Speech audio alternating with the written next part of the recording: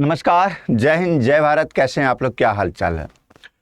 शिक्षक अड्डा पे आप सभी का स्वागत है। एक नोटिफिकेशन शिक्षा के जगत के लिए, शिक्षा के क्षेत्र के लिए जो निकला है यूपी गवर्नमेंट के द्वारा, वो मैं आप लोगों के साथ शेयर करना चाह रहा हूँ।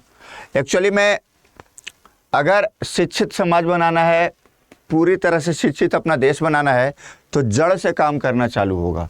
समय समय पे कई अनुमोदन आए हैं, कई सुधार आए हैं, कई अमेंडमेंट आए हैं। अब जो डीपीएसपी के तहत 6 साल से कम उम्र के बच्चों की शिक्षा की व्यवस्था करने की बात की गई है, तो उसमें एक कदम आगे बढ़ाते हुए सरकार ने क्या एक उत्तर प्रदेश सरकार ने शिक्षक भर्ती ECCE उत्तर प्रदेश में इस शिक्षक भर्ती को नोटिफिकेशन के माध्यम से अवगत कराया है और इसके लिए आवेदन भी मांगे हैं। इसमें बताया जा रहा प्रेषक कौन है, या पर मुख्य सचिव उत्तर प्रदेश शासन महानिदेशक, ये तो देख लीजिए। डेट है 27 जून का ही है ना। मुख्य हमारे काम का चीज़ है, क्या है भाई? बेसिक शिक्षा अनुभाग में। किसमें? तो बेसिक शिक्षा अनुभाग, इस पे काम करना है। वार्षिक कार्य योजना है। अब बजट 2025-26 के प्राप्त अनुमोदन के क्रम में स्वीकृत 8,800 परिषदीय प्राथमिक और कंपोजिट विद्यालय में बाल वाटिका 6 साल से कम उम्र के बच्चों को पढ़ाया जाता है। वहाँ पर आंगनबाड़ी जैसे समझ रहे हैं ना, जैसे ECCE एजुकेटर की सेवाएं प्राप्त करने के लिए संबंध में जो है ये नोटिफिकेशन आया है। बताया गया है कि महोदय उपयुक्त विषय अपने पत्र संख्या प्राइमरी ECCE एजुकेटर जो है, इसके लिए 9/6/2024 का कृपया संदर्भ ग्रहण करने का कष्ट करें। मतलब ये तो ऑफिशियल भाषा है, जो काम की चीज़ें मैं आपको बता रहा हूँ। इस अनुमोदन के तहत जो है 8,800 पद के वैकेंसी निकाली गई है शासनाध्यक्ष पे। और इसमें क्या है कि 2025-26 का बजट है, और ये किस के तहत काम करेगी? ये बाल वाटिका कक्षा के रूप में विकसित करने और आंगनबाड़ी केंद्रों में नामांकित 3 से 6 आयु वर्ग के बच्चों को पूर्व प्राथमिक शिक्षा प्रदान करने के लिए काम करेंगे। ECCE एजुकेटर संविदा पर सेवा प्रदाता के रूप में नियुक्त किए जाएंगे। संविदा के माध्यम से आबद्ध किया जाएगा। संविदा का मतलब परमानेंट नहीं होता है ना, कॉन्ट्रैक्ट बेसिस ही समझ लीजिए। को लोकेटेड आंगनबाड़ी केंद्र बाल वाटिका में पूर्व प्राथमिक शिक्षा की व्यवस्था हेतु मानव संसाधन हेतु प्रस्ताव निम्नवत दिया गया है। क्या क्या है भैया? पहली बात तो राज्य स्तर पर पूर्व प्राथमिक कक्षाओं हेतु शिक्षा प्रक्रिया, मानव संसाधन आदि से संबंधित बिंदुओं पर काम करेगा, जिसमें 8 सदस्यीय कमेटी होगी। जो चुनाव प्रक्रिया, जिसमें सिलेक्शन किया जाएगा जो टीचर का, शिक्षक का, उसमें 8 सदस्यीय कमेटी का गठन किया जाएगा। इसमें समझ रहे हैं किस स्तर पे? अनुसंधान प्रशिक्षण परिषद उत्तर प्रदेश की अध्यक्षता में 8 सदस्यीय।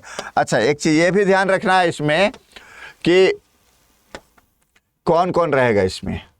समिति को संस्तुति के आधार पर क्या होगा? मानव संसाधन में अवस्थापन आदि के निर्धारण करने के लिए जो आंगनबाड़ी केंद्र और बाल वाटिका हेतु जो केंद्र बनेगा, वो समस्त उत्तर प्रदेश के समस्त 75 जनपद में बनेगा।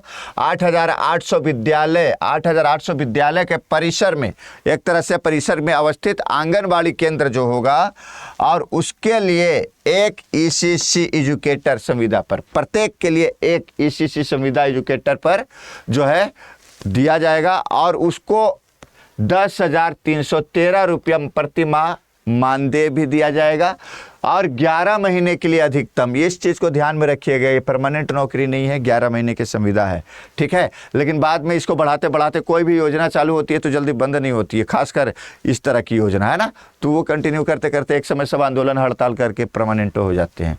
तो पद का नाम क्या है? ECCE है ना, educator, early childhood care and education educator. हर एक जनपद में, हर एक स्कूल में कम से कम एक, बड़ा जनपद बड़ा रहे तो उसमें ज़्यादा भी। पदों की संख्या 8,800। जनपद नियुक्ति जो 75 जनपद में जो है लोकेटेड आंगनबाड़ी केंद्र युक्त 8,800 विद्यालय में, 8,800 विद्यालयों में कम से कम नियुक्त किया जाएगा। जब इतना पद है तो कम से कम 8,800 विद्यालय में बात किया जाएगा। फिर बात किया जाएगा नियुक्ति स्थान हो गया। नियुक्ति किस प्रकार की होगी? वो संविदा आधारित होगी, आउटसोर्सिंग के माध्यम से 11 महीने की अवधि के लिए। मानदेय 10,313। अपना गांव घर में जो है ना 2-4 घंटे का, बच्चे लोग 3 से 6 साल के बच्चे 2 घंटे के लिए आता है। बहुत लोग तो इससे मज़े कर रहे हैं, है ना, आंगनबाड़ी वाला में, है ना, थोड़ा बहुत बच्चों को खिलाते हैं, बाकी घर ले जाते हैं। फिर बात करते हैं शैक्षणिक योग्यता क्या चाहिए इसमें अगर किसी को काम करना है तो अपना जो है यूजीसी से माने कोई विश्वविद्यालय से स्नातक परीक्षा तो होना चाहिए गृह विज्ञान में कम से कम। मुख्य विषय के साथ न्यूनतम 50% अंक के साथ उत्तीर्ण होना चाहिए। आरक्षित वर्गों को नियमानुसार न्यूनतम अंकों में 5% का छूट दिया जाएगा आरक्षण के अनुसार।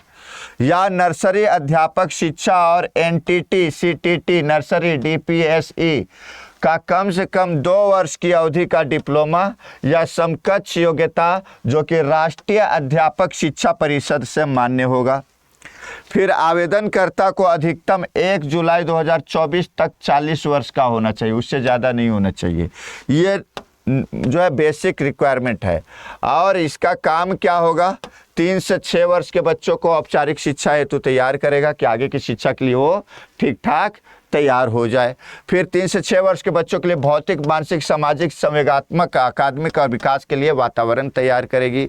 और आयु वर्ग 5 से 6 वर्ष के बच्चों को विशेष ध्यान देते हुए निपुण भारत मिशन के अंतर्गत निर्धारित अधिगम स्तर की संप्राप्ति सुनिश्चित करेगा। बच्चों के संज्ञात्मक विकास मतलब समझ लीजिए खिलाना है, हंसाना है, ये बॉल है, ये अनार है, ये लाल है, ये पीला है, ये हरा है ना। पापा को क्यों पापा बोलते हैं? तो पापा को पापा ही बोलते हैं। मतलब समझ लीजिए चिड़िया को चिड़िया क्यों बोलते हैं? क्योंकि चिड़िया को चिड़िया ही बोलते हैं। घर में ऐसा ही नहीं समझा दिया जाता है, लेकिन थोड़ा सा उसको उसके साथ वैज्ञानिक भाषा में, हल्का फुल्का पढ़ा लिखा भाषा में बात किया जाएगा। ठीक है, तो ये सब पहचान करवाना है। तो ये सब अगर आप लोग के साथ ये मैंने शेयर किया, देख लीजिए। और इसको जो है अगर आप चाह रहे हैं तो इसको फॉर्म को भर दीजिएगा।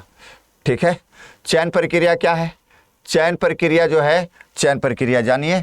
सेवा प्रदाता द्वारा उपलब्ध कराई गई सूची अंकित अभ्यर्थी के शैक्षणिक प्रमाण पत्र के सत्यापन और चयन हेतु जनपद स्तर पर एक समिति का गठन किया जाएगा।